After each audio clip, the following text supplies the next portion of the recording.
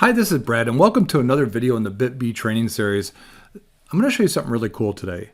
It's called the PopUp Datagrids. So I don't know if you already saw the Datagrid videos, but the PopUp Datagrids are just as powerful with different information, but again, information at your fingertips. The great thing is if you have, even if you don't have polling turned on, but if you had polling turned on, you would have this information every polling interval for every device. So let me show you what you get for information, and then you can see the power of what you can do with the information, and then also if you're polling, when that becomes even more powerful. Okay, so I have a drawing up here, as you can see, and actually I selected some devices earlier and I deselected them. I'm going to select them again here, and I'll do a logical drawing again. Okay, so here's my logical drawing. Here's where the power comes in of the PopUp Datagrid.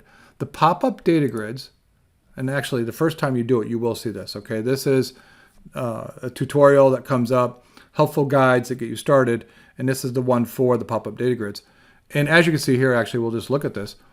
I can get the ARP table from any device, the route table, the CDP table, the MAC address table, and the HSRP table from any device that I pulled in bitB. Okay, I'm going to skip it for now.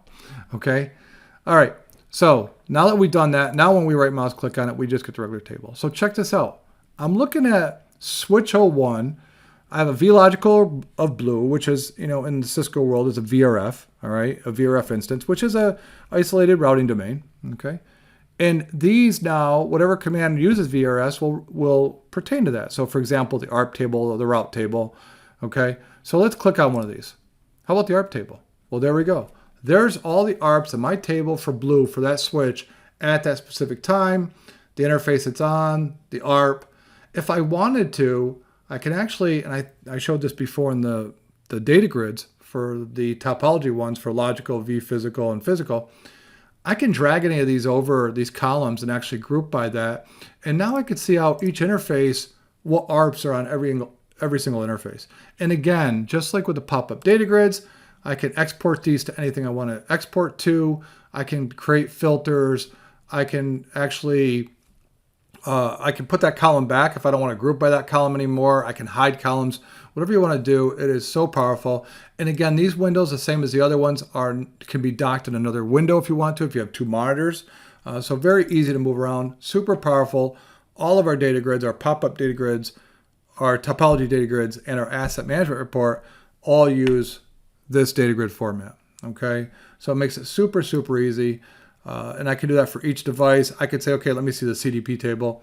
Here's the devices I'm connected to with CDP, and boom, with one click, you can export that anywhere. So all this information at your fingertips.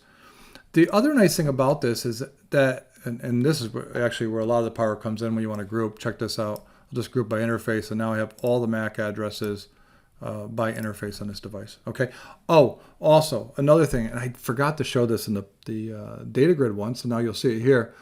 Not only can I filter everything here, but I could filter not only by just selecting it, but I can also filter by typing. So that's the other power of this too, is I can actually filter by typing, and I can filter that information down like this and say, okay, I just want to see things that are on VLAN 120.